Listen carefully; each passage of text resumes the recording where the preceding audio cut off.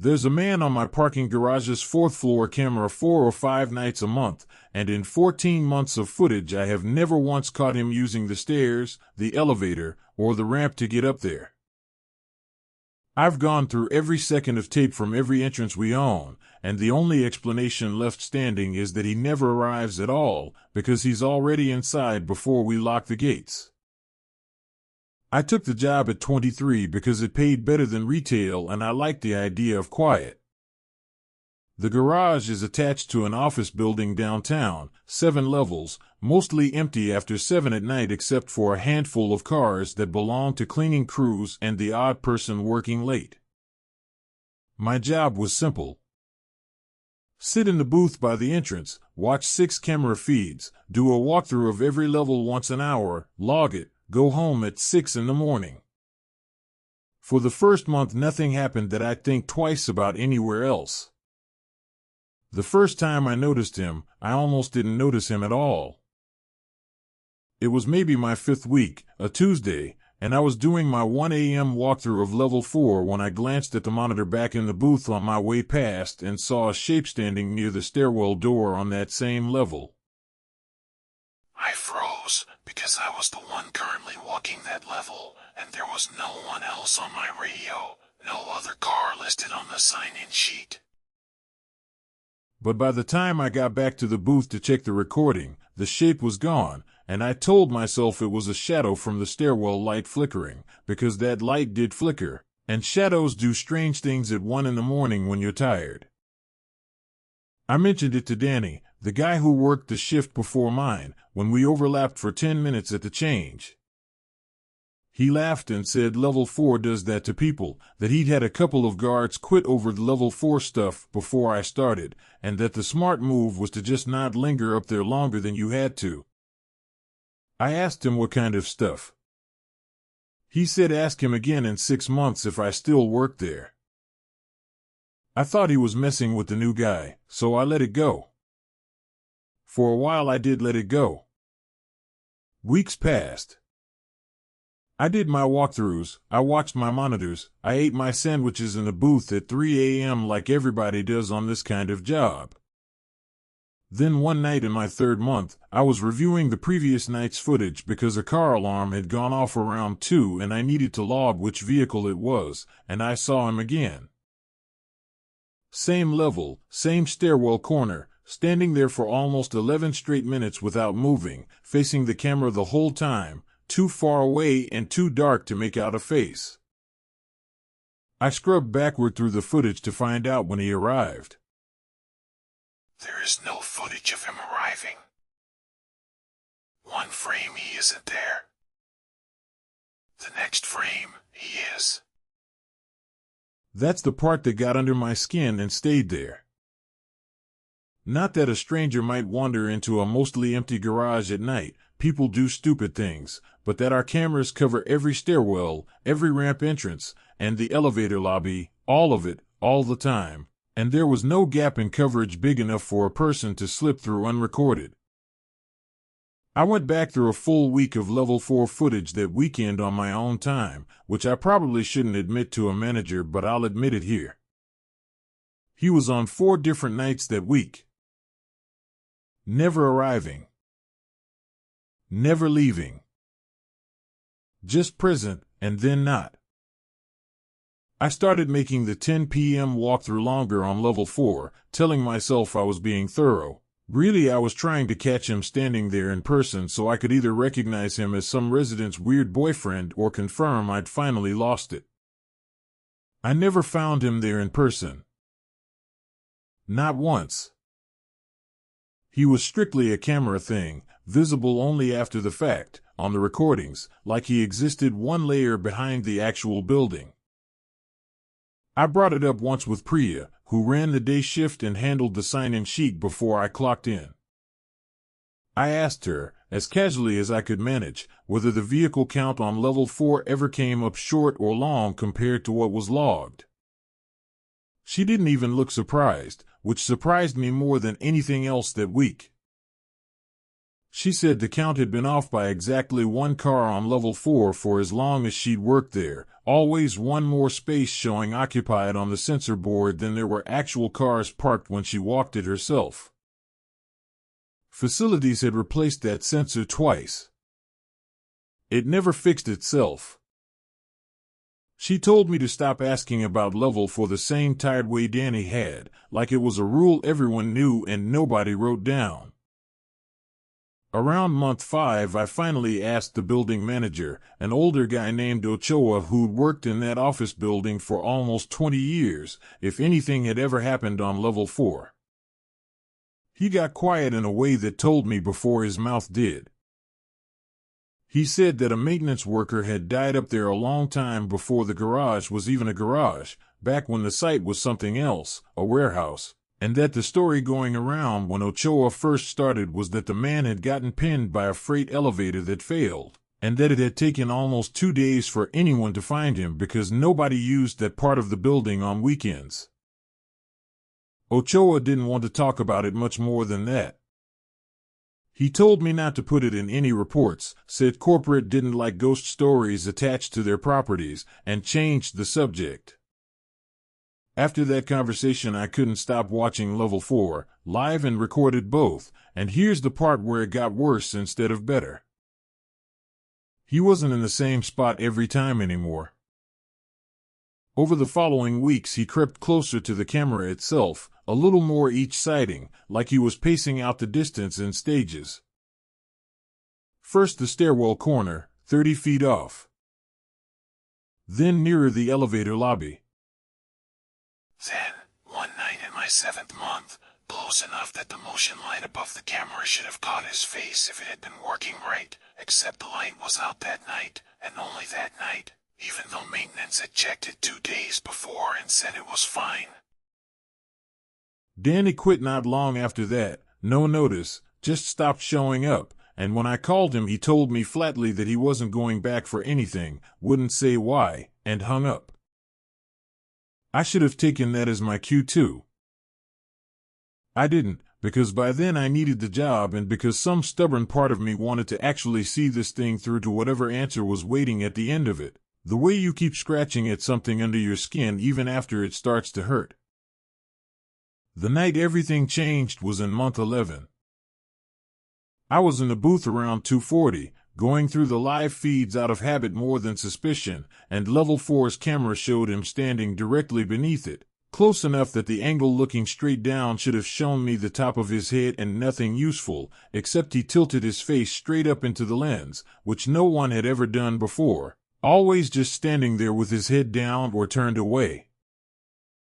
My hand was already on the radio to call it in before I'd even decided to move, some old animal part of me reacting before the rest of me caught up.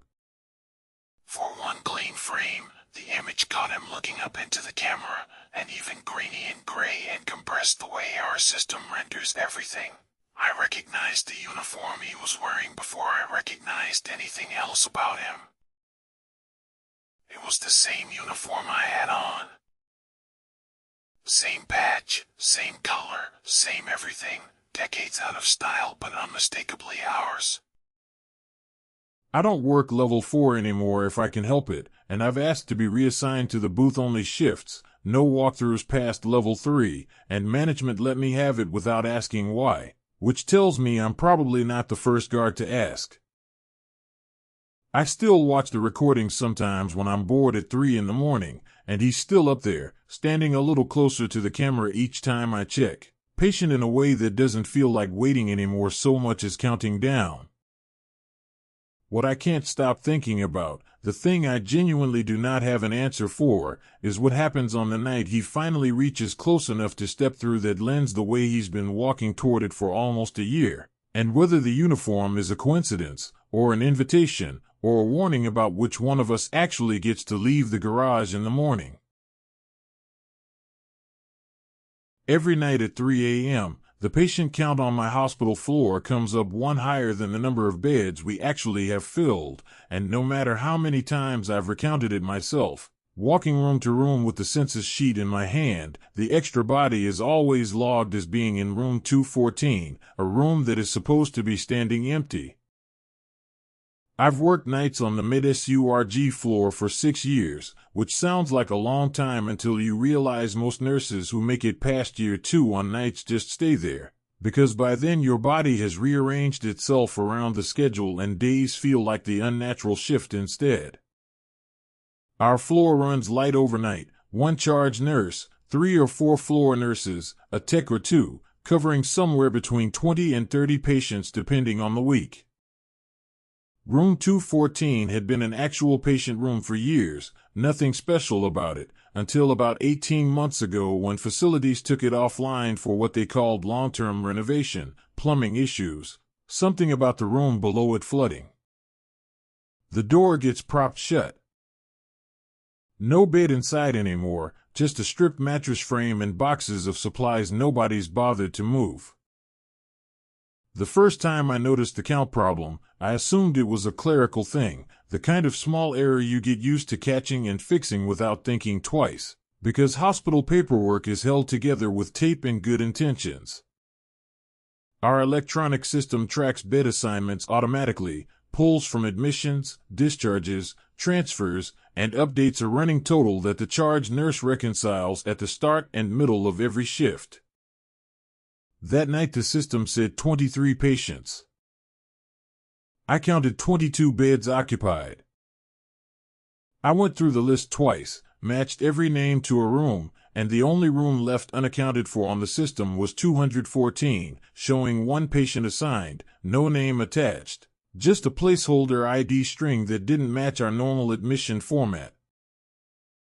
I brought it to my charge nurse, a woman named Sandra who'd been doing nights even longer than I had, and she looked at the screen for a second too long before she told me it happens sometimes. Some kind of caching error the IT department has never fully run down, and that the fix is just to manually override the count and move on with the shift. I did that. I didn't think about it again for almost 2 weeks, because that's how it goes on a floor like ours. You absorb one strange thing and then the next 12 hours bury it. It came back on a Thursday. Same phantom entry, same empty placeholder ID, room 214, 1 patient. This time I walked down there myself instead of just overriding the number, mostly out of irritation, wanting to see the empty room with my own eyes so I could tell IT exactly what was and wasn't in it if they ever bothered to ask. The door was propped the way it always was. The lights were off. I flipped them on, and the room looked exactly like it should: stripped mattress, stacked boxes, no patient, obviously no patient. And I stood there for a second feeling a little stupid for having walked all the way down the hall to confirm nothing. That would have been the end of it, except that as I was turning to leave, I heard someone breathing behind me. Not the room's ventilation, not the hum of the building, an actual human breath, slow and wet, the kind you hear from patients on certain kinds of respiratory support. I turned back around. The room was still empty. I stood there another 10, 15 seconds, absolutely certain I hadn't imagined it, and then I left and didn't tell anyone, because saying it out loud made it sound exactly like what everyone would assume. Exhausted night nurse hearing things at 3 in the morning. I went back to my station and finished my rounds like nothing had happened, checked vitals, hung a bag of fluids for a patient in 208, charted everything the way you're trained to, on autopilot, while some part of my brain kept replaying that sound on a loop. Around 4 a.m. I caught myself standing in the hallway outside 214 again without quite deciding to walk there, just drawn down that stretch of corridor the way you'll sometimes press on a bruise to check if it still hurts.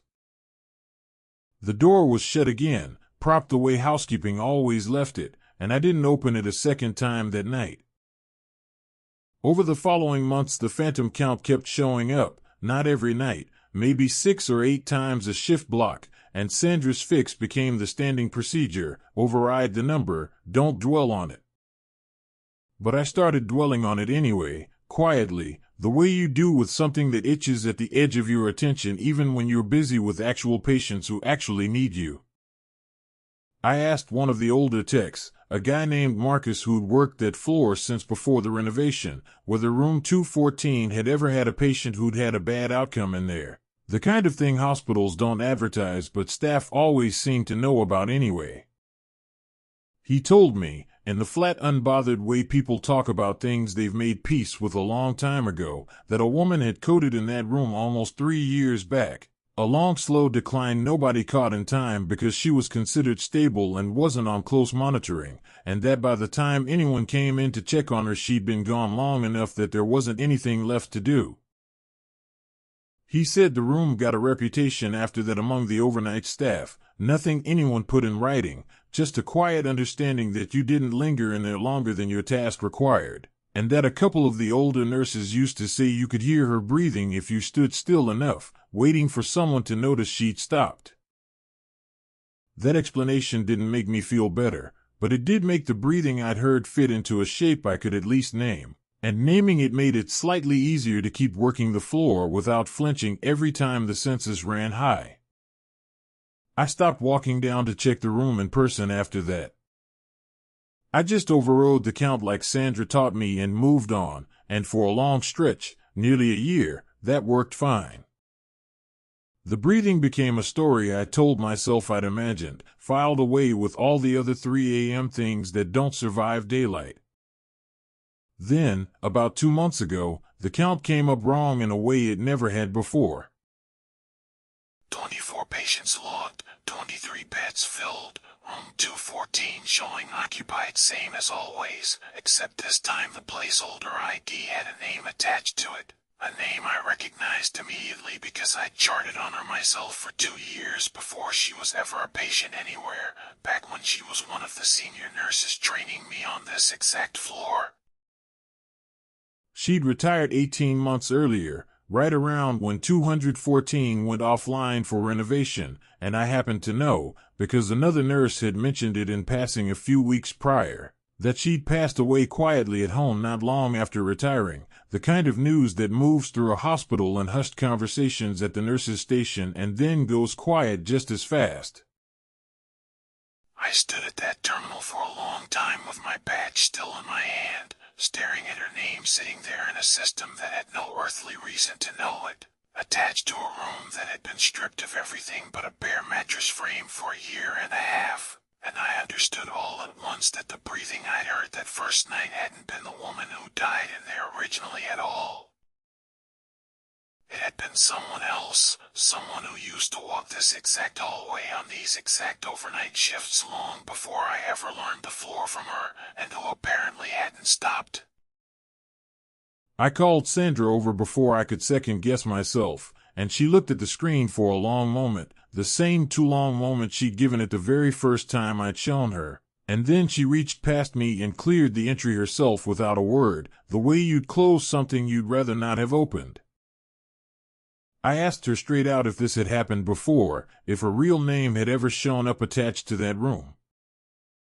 She didn't answer me directly. She just told me it was almost time for our next round of vitals, and walked off toward the mid-room, and I understood that was the only answer I was going to get from her, then or ever. I still work nights. I still override the count when it comes up wrong, same as Sandra taught me, same as whoever taught Sandra before that, because the alternative is walking down to room 214 at 3 in the morning to check for myself. And I have learned that I do not actually want to know what I'd find in there now if I opened that door and turned on the light a second time. What I can't stop wondering, lying awake on the mornings I finally get to sleep, is whether the count only shows one extra patient because only one of them is choosing to be counted at all, or whether that empty room has been quietly filling up this whole time with everyone on this floor who ever clocked up for the last time without meaning to. The man who buys a pack of Marlboro Reds from me every night at 2:14 a.m. has been dead since 2003, and I didn't find that out until the night I finally worked up the nerve to ask him for ID. I took the overnight shift at a gas station off the interstate this summer after I dropped out of community college, mostly because it was the only job hiring that didn't require me to talk to people during the day. Overnight gas station work has a rhythm to it once you settle into it. Long stretches of nothing, a trucker or two, the occasional lost tourist asking for directions, and then a short violent burst of chaos right around bar close when everyone who's had 6 drinks too many decides they need beef jerky and a phone charger at the same time. After 2 a.m. it goes quiet again, dead quiet, just the hum of the coolers and the buzz of the lights and me. The regulars showed up my second week. Older guy, maybe 60, wearing the kind of clothes that looked like they belonged to a different decade without quite being a costume, work boots, a canvas jacket, a ball cap for a trucking company I'd never heard of. He came in at exactly 2:14 every single night I worked, not close to 2:14, not around 2:14, exactly 2:14, like he'd built his whole evening around hitting that number on the clock above the register. He'd walk straight to the counter, ask for a pack of Marlboro Reds, pay in exact cash, always a 5 and 4 ones, never anything else, and walk back out to the pumps even though I never once saw him actually pump gas or drive off in anything. I didn't think much of it at first beyond noting he was a creature of habit, the kind of customer every gas station clerk gets used to. What started to bother me, slowly, over the following weeks, was that he never seemed to age, never seemed to vary, wore the same jacket regardless of whether it was 90 degrees outside, which in that part of the country in July it absolutely was. I mentioned it once to Ruthie, the woman who covered the shift before mine, when we overlapped for a few minutes at change. She got a strange look on her face and asked me to describe him exactly. When I did, ball cap, canvas jacket, boots, exact cash, she went quiet and told me she used to work nights herself years back before she moved to days, and that she remembered a man who fit that description perfectly, and that she'd always just assumed he was a regular who'd aged out of buying cigarettes at 2 in the morning by now. That answer didn't sit right with me, so I started paying closer attention, the way you do once something's been pointed out and you can't stop noticing it. He never spoke beyond ordering, never made small talk, and I started to notice that the register camera, which caught everything else in that store in decent enough quality to read a license plate through the window, always rendered him slightly wrong on playback, not blurry exactly, more like the image compressed differently around him than around everything else in the frame, like the camera was working harder than it should have to just to hold on to him. I brought it up with my manager, a guy named Curtis who ran 3 stations in the area and only showed up for inventory, and he laughed it off the way managers do when an employee brings them something they don't want to deal with. He said every gas station's got a regular like that, some lonely old guy with nowhere else to be at 2 in the morning, and that as long as the guy paid and didn't cause trouble I shouldn't waste my energy on it. I let it go for a while after that, the way you let a lot of things go on a job like this, because the alternative is spending every shift scared of your own register camera. Still, I started keeping a small log of my own, nothing official, just notes on a receipt pad I kept under the counter, the date, the exact time he came in, whether anything about him looked different. It never did. Same jacket in July heat that had me running the AC full blast and still sweating through my shirt, same unhurried walk from the door to the counter, same 5 and 4 ones pulled from the same jacket pocket. Weeks of entries, and not one of them varied by so much as a minute. I started to find that more unsettling than anything overtly frightening he could have done, because a ghost story you can dismiss, but a pattern that precise, sustained that long, felt like something with intention behind it, something keeping a promise rather than haunting a place out of habit. Then one night, maybe 2 months into the job, a trucker came through around 1:30, and while I was ringing him up he glanced at a framed photo Curtis kept behind the counter, an old black and white shot of the station from back when it first opened, employees lined up out front for what looked like a grand opening. The trucker tapped the glass and said, almost offhand, that the guy on the far left looked exactly like somebody he used to know back before he died, A mechanic who worked the pumps at some station off this same stretch of highway years and years back, before it changed names and ownership a couple times. I looked at the photo properly for the first time since I'd started working there. Same jacket. Same ball cap, different logo, older company. Same face, unmistakably, down to a scar along the jaw I'd never consciously registered until I saw it printed in that old photograph and realized I already knew exactly where it sat on him. I didn't say anything to the trucker. I just rang him up and let him go, and I stood behind that counter for a long time after he left, staring at the clock, watching it climb toward 2:14, my hands actually shaking a little by the time the bell over the door rang and he walked in right on schedule like always. I decided that night I was finally going to ask him something, anything, push past the script we'd been running for 2 months. When he set his 5 and 4 ones on the counter, I asked him, as casually as I could fake, whether he needed anything else, and whether I could see some ID, telling him it was a new policy for tobacco sales even though it obviously wasn't. We both knew he was well past 60. He looked at me for the first time in 2 months, really looked, and something in his face shifted, not anger, more like a kind of tired recognition. The look of someone who's been asked a question they've been waiting a long time for and dreading in equal measure.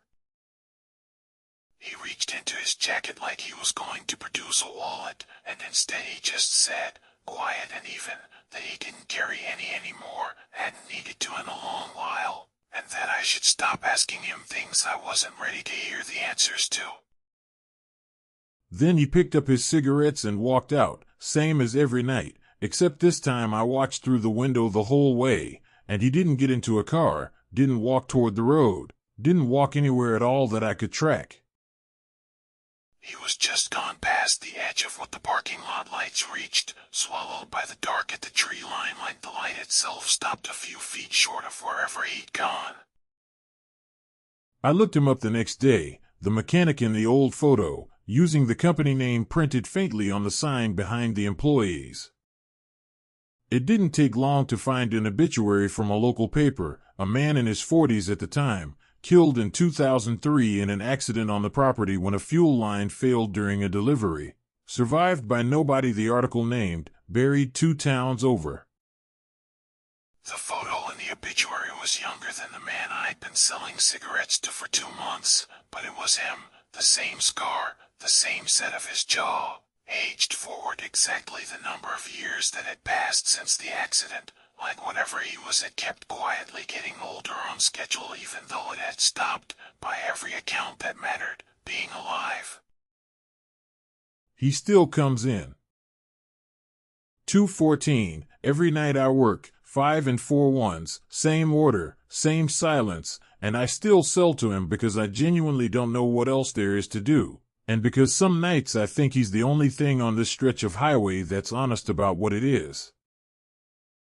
What I haven't worked out, and what I think about every single night while I watch that clock creep toward 2:14, is why a man who's been dead for over 20 years still needs to buy cigarettes at all, and what it is he thinks is going to happen to him if he ever misses a night. The car that pulls into lane 6 every night at 3:14 a.m. pays with the exact same 7 quarters every single time, and I know that because I keep finding those same 7 quarters, one of them scratched with a nick right across Washington's nose, back in my coin drawer 4 and 5 nights later. I also know the license plate on that car belongs to a woman who died in a head-on collision 200 yards from my booth in the spring of 2019, because I found her obituary myself, in a binder that had been sitting under the break room microwave the entire time I worked there. I took the toll job in October, mostly because it paid better than the warehouse and I could study for my paramedic certification during the dead hours. Lane 6 was the exact change lane, the one nobody wanted, tucked at the far end of the plaza where the sodium lights buzzed instead of humming, and one of the 2 cameras had been scheduled for replacement since before I was hired. My supervisor, Dale, told me on my first night that lane 6 ran slow because the sensor under the pavement was old, and that I should just let the gate cycle on its own timer if a car sat there too long without triggering it. I didn't think much of that. Sensors go bad all the time. The first few weeks were nothing. Trucks, tired commuters, the occasional drunk who'd roll down the window and ask me something that didn't make sense. Then, sometime around the second week of November, I started noticing the same car coming through lane 6 close to the same time each night. A dark green sedan, older model, the kind with the boxy trunk you don't see much anymore. It always paid an exact change, 7 quarters, dropped one at a time into the basket with this slow, deliberate rhythm, like someone counting out change for effect rather than convenience. I never got a good look at the driver. The interior light didn't work, or wasn't on, and my booth light reflected off the windshield at just the wrong angle every single time, like it was doing it on purpose. I mentioned it to Dale during a shift change, just as small talk, the way you'd mention any regular. He got quiet in a way that didn't match the question. He said lane 6 had been closed for almost a year, back in 2019, after an incident, and that when they reopened it they'd repainted the lane markers and replaced the gate arm because the old one had been damaged. I asked what kind of incident. He said he didn't work here then and changed the subject to the schedule for Thanksgiving. That should have been the end of it, except 3 nights later I found 7 quarters in the coin drawer that I hadn't rung up. I remember because I counted the drawer at the start of my shift, the way you're supposed to, and the total was exact. Then around 3:20, after the sedan had already come and gone, I recounted out of boredom and there were 7 extra quarters sitting loose on top, not mixed in with the rest, just stacked there like someone had set them down by hand instead of dropping them through the coin slot. One of them had a thin scratch across Washington's nose. I remember running my thumb over it because it didn't feel like a manufacturing flaw. It felt deliberate, like it had been carved with a key. I told myself I'd misplaced them, or a coworker was messing with me, and for a while that worked. Night shifts make you doubt your own counting, your own memory, your own eyes, and I leaned into that because the alternative wasn't something I wanted to sit with alone in a glass box on the side of a highway. But the quarters kept showing up. Not every night. Just on the nights the green sedan came through. And every time, that same nicked coin was in the stack. Somewhere around Christmas I finally looked up the incident Dale wouldn't talk about. It wasn't hard to find. A woman named Carol Ann Pruitt had died in a head-on collision on this stretch of highway in April of 2019, roughly 200 yards past the plaza, when a truck crossed the median in the fog. The article had a small photo, DMV quality, and a description of her vehicle. Dark green sedan, older model. I sat with that for a long time before I let myself look up the plate. I want to be clear that I don't know how I got the plate number. I told myself later I must have caught a partial reading off the tow log, cross-referenced against the make and color, narrowed it down through the county records site that's technically public information if you know where to click. That's the story I tell myself.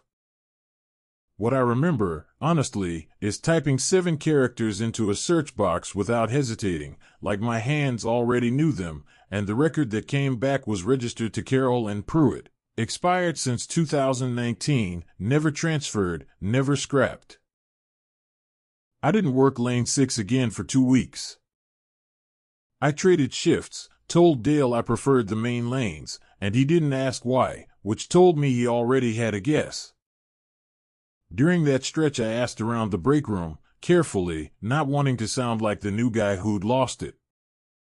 An older attendant named Frank, who'd been there almost a decade, told me that lane 6 attendants tended not to last long, that turnover on that specific booth was almost twice the plaza average, and that most of them just quietly requested a transfer without ever explaining why.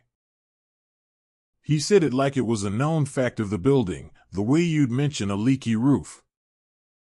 He also said something that stuck with me since, that the coin count on lane 6, historically, almost never comes up short, and almost never comes up exactly even either.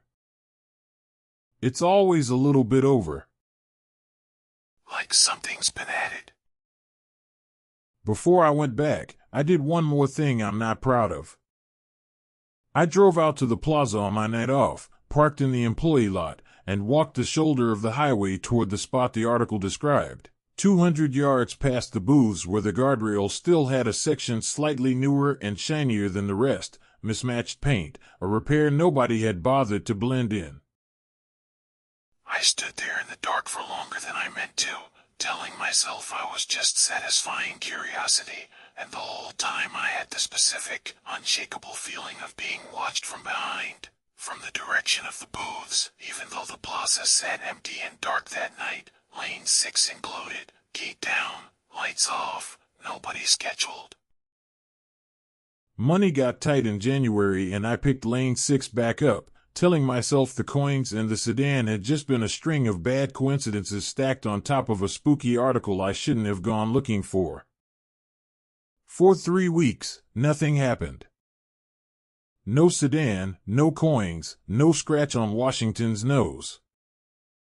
I started to relax into the job again, started actually using the quiet hours to study, and almost forgot why I'd been avoiding that particular glass box in the first place. Then, on a Tuesday in the last week of January, at 3:14 in the morning, the green sedan pulled up to my window. It idled there the way it always had, engine running low and rough, headlights slightly too bright for the fog rolling off the shoulder. I watched the coin slot the way you'd watch a spider you decided to leave alone. 1 quarter dropped. Then a pause, long enough that I almost reached for the manual override. Then another. By the 6th quarter my hand was already resting on the gate control, ready to let it through without waiting for the 7th, because some part of me didn't want to hear that last coin land. It never did. The gate arm lifted on its own, on the old timer Dale had told me about my first week, the one that cycles when a car sits too long without tripping the sensor. The sedan pulled through without the 7th quarter ever dropping. And when I finally made myself look down at the coin tray, there were 7 quarters sitting there anyway, stacked neat, the nicked one on top, facing up, like it had been placed there for me to find rather than paid. I quit the toll booth 2 shifts later, and I never went back to check what the coin count looked like after I left. What I keep coming back to, on nights I can't sleep, isn't the coins, or the plate, or even the idea that I might have spent 4 months making change for a dead woman. It's the fact that the gate always lifted before the 7th quarter dropped, every single time, like whatever was in that sedan understood exactly how much it was allowed to pay, and was always 1 coin short on purpose. I still don't know what happens on the night it finally isn't.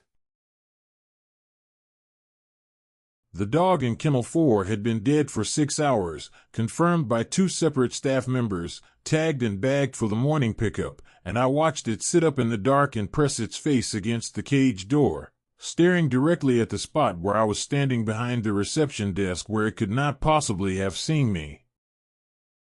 I quit that job the next morning, and to this day the clinic's overnight log for that shift, the one I filled out myself in my own handwriting, is missing from the binder. Every other page accounted for except that one.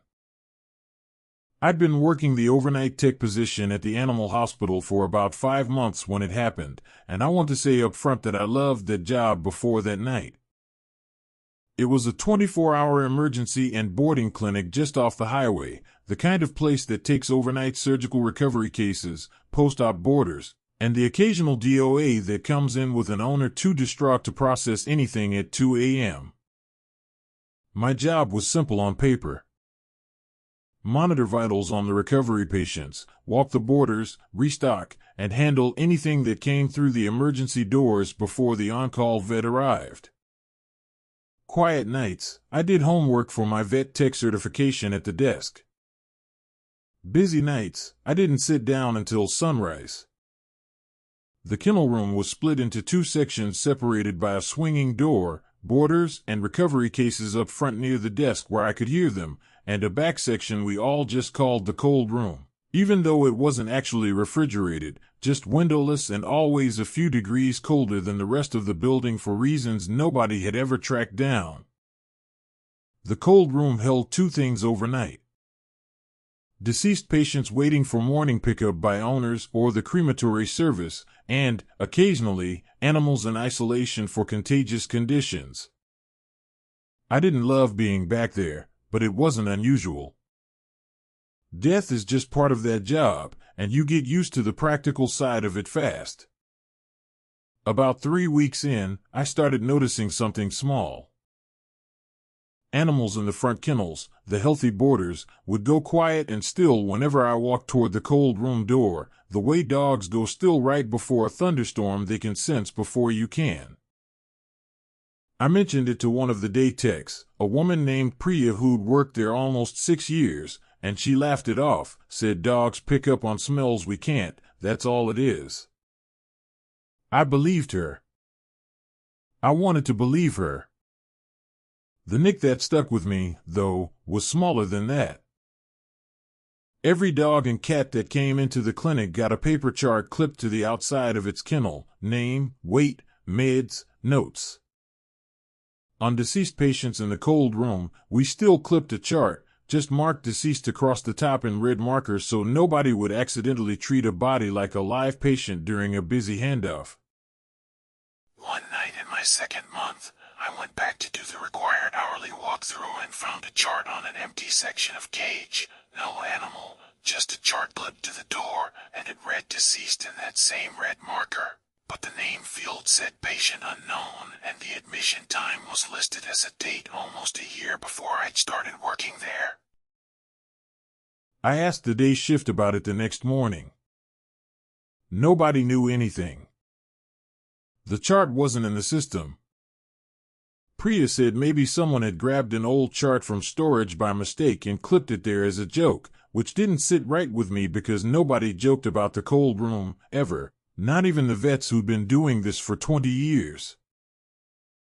I threw the chart away myself and didn't think about it again until almost 2 months later, when Kennel 4 happened. That night started ordinary. Slow Tuesday, one boarder up front, a golden retriever named Otis recovering from a routine spay complication in one of the recovery crates, stable and sleeping off the sedation. Around midnight, Animal Control brought in a dog that had been hit on the highway, already gone by the time they reached us, no collar, no chip, no owner to call.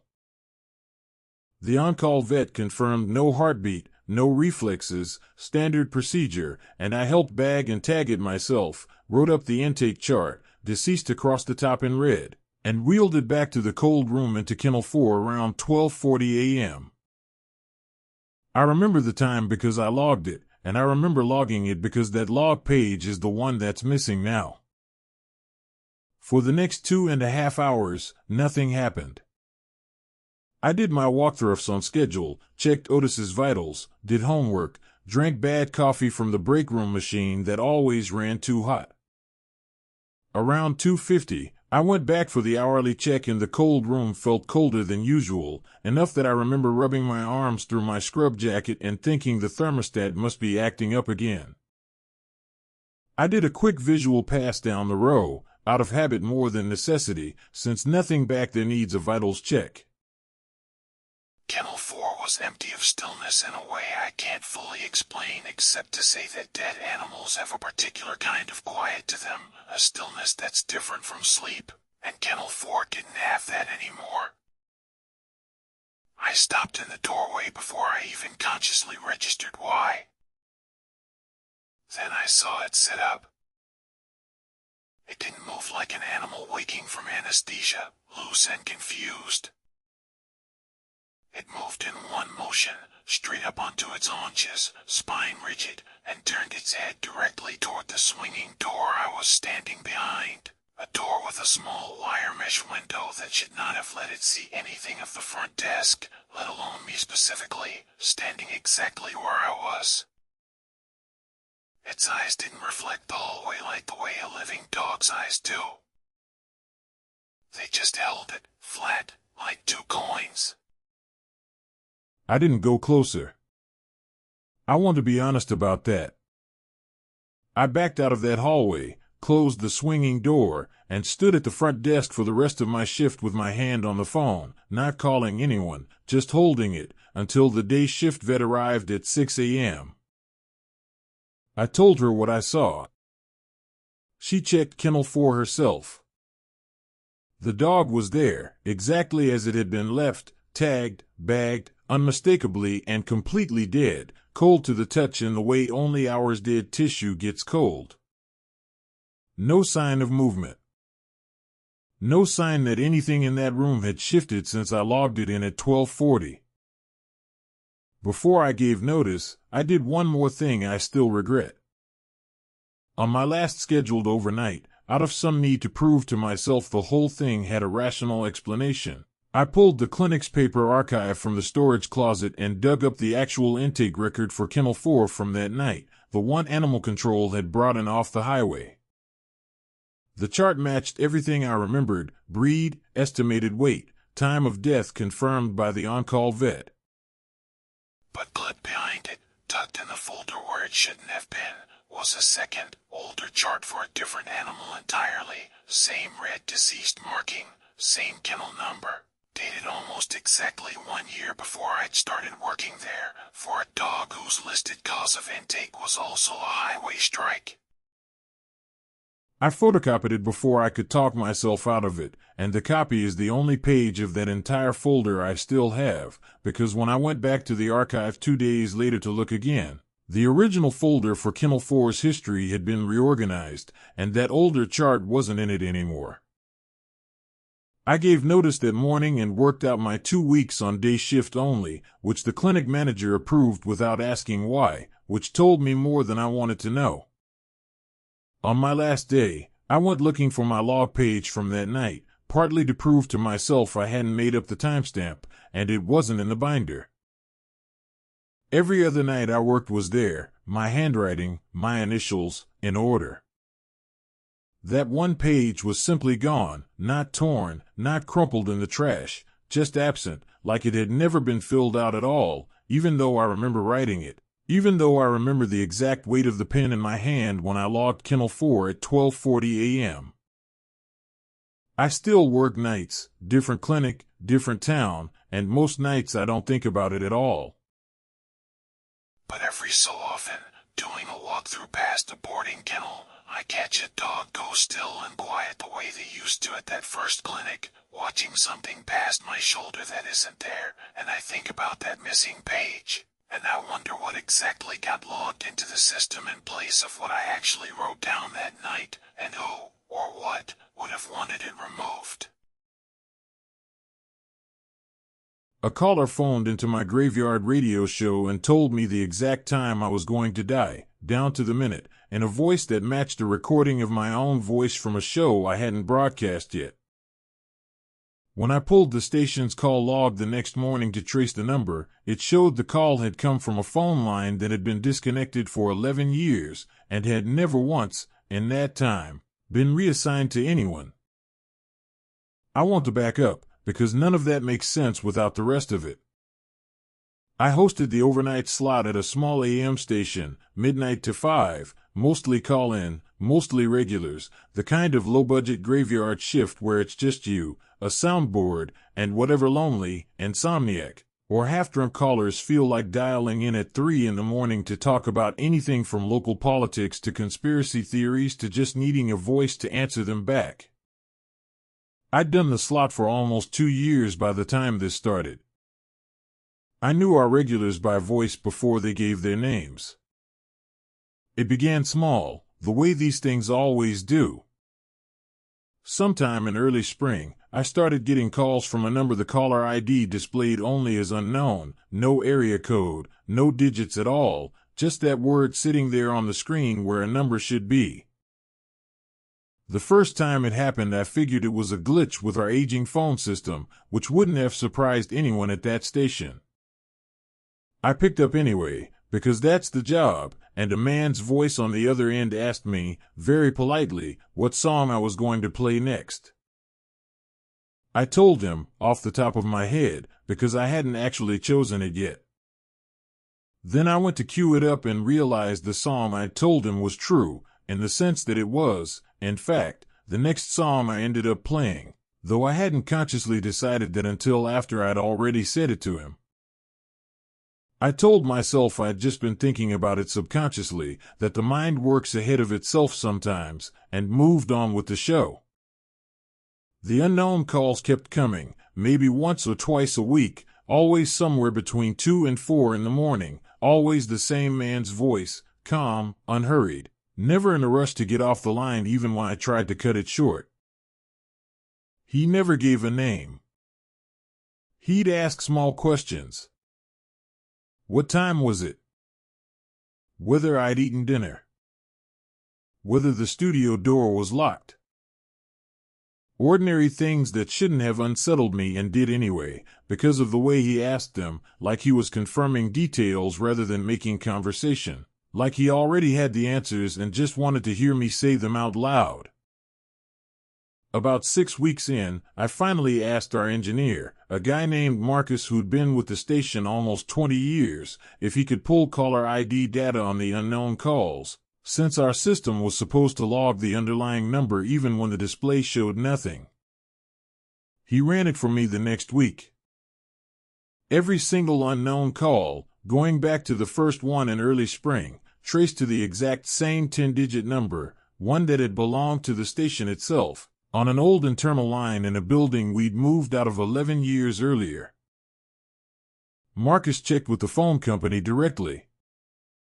The number had been disconnected the day the station vacated that building, and had sat unassigned since, which apparently isn't even normal, since phone companies almost always recycle numbers within a year or two once demand is high enough. This one just never got touched. I didn't say anything to Marcus about how that made me feel. I told him thanks, filed it away, and did what most people do with something they can't explain and don't want to think about too hard. I avoided it. I stopped answering unknown calls on air, had our screener route them straight to voicemail instead, and for a while that seemed to work. The calls kept coming, according to the voicemail log, several a week, but I never had to hear the voice again, and eventually I let myself believe it was over. Then, on a night in late June, our screener, a college kid named Devin, came into the booth during a song break looking pale enough that I asked if he was sick. He said an unknown call had come through on the request line, and instead of leaving a voicemail like all the others had, it had asked to be put through directly to me, using my first name, which the screener line system doesn't display to callers under any circumstance. He said the voice sounded like it already knew he'd say no, and hung up before he could actually decline it. I told Devin to keep routing unknown straight to voicemail no matter what, and went back to the show shaken but functional, the way you get on overnight radio, always a beat away from the next segment whether you're steady or not. 2 nights later, near the end of my shift, around 4:50 in the morning, the studio's dedicated on-air line rang directly, bypassing the screener entirely, something that had never happened once in my 2 years there since that line requires a callback code only station staff have. I answered because the alternative, letting a live line ring through dead air, is worse for a radio host than almost anything else. It was him. Same calm, unhurried voice. He didn't ask me anything this time. He told me the exact date and time I would die, stated it the way you'd read a weather forecast, flat and certain, no theatrics, and then he said something that stayed lodged in me since. that he was calling from the show I hadn't done yet, and that he'd recognized my voice from it immediately. I hung up before he finished the sentence, which is not something I'd ever done to a caller in 2 years on that line, and sat in dead silence for 11 seconds before my training kicked back in and I cut to a song.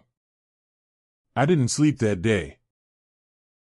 I went back to the station that afternoon, hours before my shift, and had Marcus pull the on-air line's call log for the exact timestamp, wanting some kind of proof, some kind of number to hand to the police or at minimum to myself. The log showed the call. Timestamp, duration, everything logged automatically the way it always is. The originating number was that same disconnected internal line, 11 years dead, the one that no longer physically existed anywhere in that building or on any phone company's active roster. What the log did not show, and what should always be there for any call that comes through that particular line, was a callback code entry, because the system is built so that lines simply cannot connect without one being logged first. According to our own records, the call that told me when I was going to die should not have been technically possible to place at all. Before I went home that morning, I made Marcus do one more thing with me, mostly because I couldn't stand the idea of sitting with it alone. We pulled the archived audio from every overnight show going back through that entire spring, every night an unknown call had come through, and listened for anything unusual buried under the songs, some clue we might have missed live. Most of it was nothing, just my own voice, tired and ordinary, doing the job the way I always had. But on one file, from a Tuesday in April, during a stretch where I remember dead air lasting only a second or two between songs, the silence ran almost 4 seconds too long, and underneath it, so quiet Marcus had to boost the levels twice before either of us could be sure we weren't imagining it, was my own voice, calm and unhurried, saying a date out loud that neither of us recognized yet. I still host that overnight slot. I haven't missed a single shift since that night, partly out of plain stubbornness and partly because avoiding the booth felt like handing something out there when I wasn't ready to hand it, not without a fight, not without at least making it work for whatever it wants from me. The date he gave me hasn't arrived yet, and I've decided not to say out loud, even here, exactly how far away it is. What I keep circling back to, more than the date itself, is that phrase he used, calling from the show I hadn't done yet, and I've started to wonder, on the quiet nights when the unknown line goes dark and stays dark, whether that means somewhere in this building's dead air, a version of tonight's broadcast is still waiting to happen.